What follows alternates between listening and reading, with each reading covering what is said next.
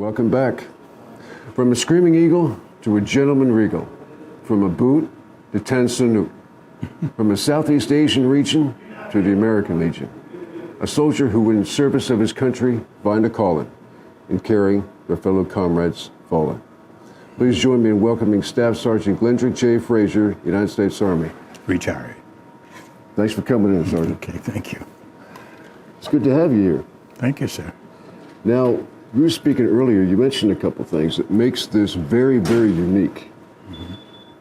We often, in speaking with veterans, you hear about their experiences, but when it comes to like military history, you get into battles and officers and tactics and things of that nature. Mm-hmm. What doesn't get covered, and I've never seen covered since studying this from a little kid, is what happens afterwards. Who cleans all this stuff up? And that's a gentle way of describing what you did. Mm-hmm. So it's absolutely fascinating, but you have a storied history because you came from a storied unit, the 101st Screaming Eagles. Yes, we had a van, an ambulance, a black, we painted the big cross off, and it was all black. And we would go out on the airstrip and we'd sit there. When the bodies came in, we would go pick them up and put them on, and everybody's looking at us because we were carrying these guys out. Right, yeah. I also had to deal with Vietnamese dead and the Viet Cong dead, the communist bodies too, put them in the proper place and all of that. See, here's the thing. This is what you never hear about, you know? I've been studying, reading military history since I was a little boy, and I've never run across anything about this. At most, in some of the books about World War II, for example, they say they hastily dug graves, you know, and they put the soldiers, they attached the bayonet to the rifle, stick it in the ground, put his helmet on top. Yeah, we didn't do that. And move on. That was World War II. That was World War II. It was World War II. Because first Cav was the first large influx in one battle at Ira Drang, when the first Cav first Ira Drang Valley. We were soldiers, yeah. Yeah, we were soldiers.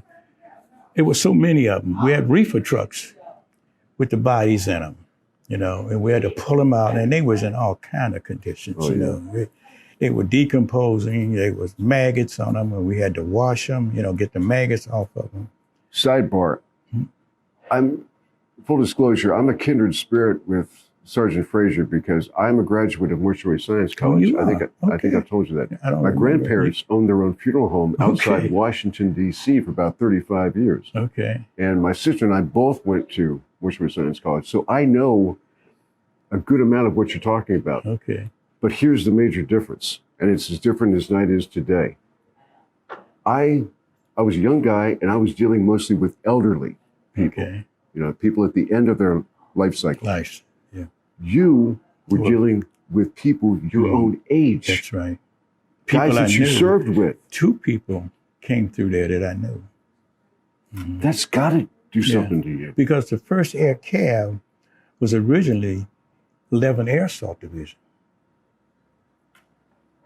The unit I went to to be airborne was 11 Air Assault. You knew those guys? I knew some of those guys, yeah. But before the war started, I re-enlisted. And I wanted to get out of the South, different reasons, because there was a lot of prejudice there. So I re-enlisted for Fort Devens, Massachusetts. And I went up there, and I was happy up there. Fort Devens, you know, Boston, and the Canadian border and all that. Had a good time there. And I came off of an assignment on the Canadian border, U.S.-Canadian border training.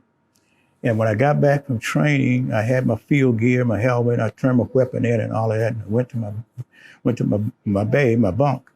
And the first sergeant, one of the orderlies came up and said, "First sergeant, I want to see you." And I went down to see the first sergeant, and he said, a twitch, which is a message, came through and said, all airborne qualified personnel have to return to jump status. So I went to Fort Campbell, Kentucky. That's not where I wanted to be, but that's where they sent me. So I went to Fort Campbell, Kentucky, and I was all right there. I'd already been through jump school at that time. You know, I'd been through jump school. You were already hardcore. Yeah, I knew what I was Screaming doing. Eagle. Yeah. Yeah. No, I wasn't a Screaming Eagle. Oh, not yet? I was in the 11th Air Oh, Assault. excuse me. Yeah. 11th Air Assault. I didn't come to the Screaming Eagles. I re-enlisted while I was in the 11th Air Assault. If I had stayed there, I would have been in the 1st Air Cav. But I didn't know a war was coming. I would have stayed with the 11th Air Assault Division, which was a test. It was a test. That was not an actual combat unit. It was a test to see how the air assault comes in with the helicopters, the Chinooks, and the C-130s and jumping and all of that stuff. Checking out the new technology. The new technology. Yeah. So I didn't know a war was coming. So my re-enlistment came up. And I said, well, I want to get out of the South. You know, I want to go north. If I had re-enlisted and stayed at Fort Benning, I would have been in the 11th Air Assault Division. But I knew one of my sergeants, I didn't like him pretty much. He was killed. His bottom of his chin was taken off, coming up out of a creek or something like that. Another guy, I was in the mortuary working, and one of the morticians said, that's a hell of a name for somebody to name a child. And the guy's name was Prince Charles Cunningham, and he was from New York City. You know, he was one of these young black guys that was all, you know, just sharp. Mm-hmm. And when I was helping prepare another body, put in a transfer case to be sent back to the States. And when I heard this embalmer from the Philippines, he said, that's a hell of a name for somebody to name a child, Prince Charles Cunningham. And I thought up and I said, damn, I know him. So I went around and there he was on the table with the back of his head shot out. So I took care of his body.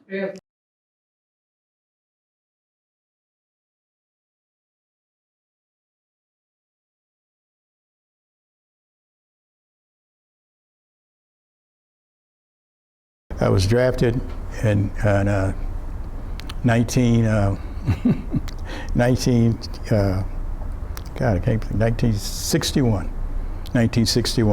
when I was drafted in the Army, okay, at Fort Hollenberg, Maryland.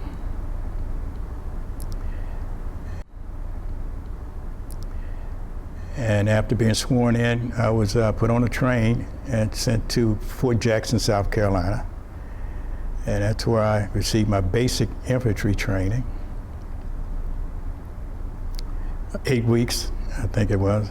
And then after the 8 weeks of training at Fort Jackson, I graduated from basic training and went to Fort Gordon, Georgia. And they entered me, I went into a signal school. And you won't believe this, but they put me in training to be a teletype operator. Not teletype, but international, no, wait a minute, what did they call it?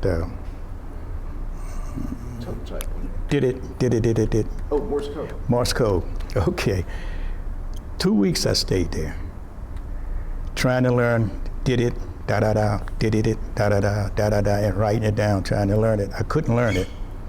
So they said, well, you're not going to make this school because you're not learning the international Morse code. Because I couldn't keep up with it. The dits and the dots were confusing to me. So then they decided to send me across the base, the Army base, to infantry training because I couldn't do the did stuff, you know, the international Morse code. So I became an infantry soldier. And, you know, all the things that the infantry soldier, the weapons and all of that stuff. And then when I graduated from that, I was shipped to cross the United States to the West Coast, and I was put on a troop ship in California, and I went to South Korea on a troop ship. Got off at Incheon in South Korea, and I was shipped sent to the DMZ. And I was in the 10th Cav, Buffalo Soldiers. That's where I served in Korea. After serving in Korea, I rotated back to the States. I can't remember what I did then. I rotated back to the States, and I went to Fort Irving, California. And I wanted to be on the East Coast, but Fort Irving, California is in the Mojave Desert.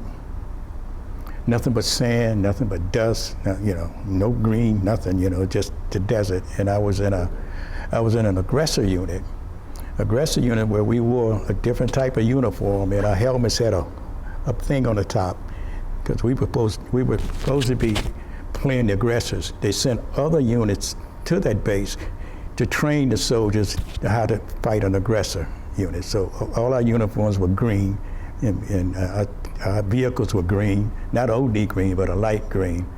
And we trained units coming in from other bases how to fight an aggressive force. So that's what I was trained to do, and it was hot, very hot. And I wanted to get out of the desert. I wanted to go back to the East Coast. That's where my girlfriend was, my future wife was at that time. And let me get my speech back. And the only way I could leave there was that I had to volunteer for hazardous duty, be shipped out of Fort Irving, California. One was to go to EOD school, Explosive Ordnance School, or paratrooper. The paratrooper school was in Fort Benning, Georgia. That was the East Coast as far as, so I volunteered to be a paratrooper. So I had to take a physical test. I had to do so many push-ups. I had to climb ropes that were too big for my little hands to climb on, to go up and touch them.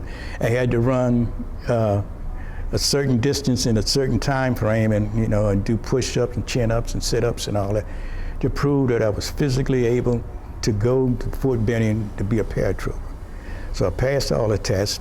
They sent me to Fort Benning, Georgia, and I went to jump school. And I was assigned to a new unit that was just coming online called 11 Air Assault Division. That's when the Army was trying out this helicopter thing, and they called it the Air Assault Division. So I went to the 11 Air Assault Division. I trained how to jump from helicopters, C-130s, C-124s, and all kinds of Army equipment. And we repelled from mountains and woods and trees, and repelled from helicopters, that kind of stuff. And then I was up for re-enlistment. The only thing I wanted to do at that time was get to the East Coast. Okay, so as soon as I came up for re-enlistment, I re-enlisted to leave there and go to somewhere else. I wanted to get up north, and I re-enlisted. I went to Fort Devens, Massachusetts. So I'm at Fort Devens, Massachusetts, and I went to another part of Massachusetts to help train guardsmen or something. And when I came back to Fort Devens, I was unpacking my duffel bag, waiting, to get in my bunk and everything. The first sergeant sent a run-up to my barracks and told me the first sergeant wanted to see me immediately. So I went down to the first sergeant office, and he said, "You got orders?" And I said, "What you mean, what orders?" He said,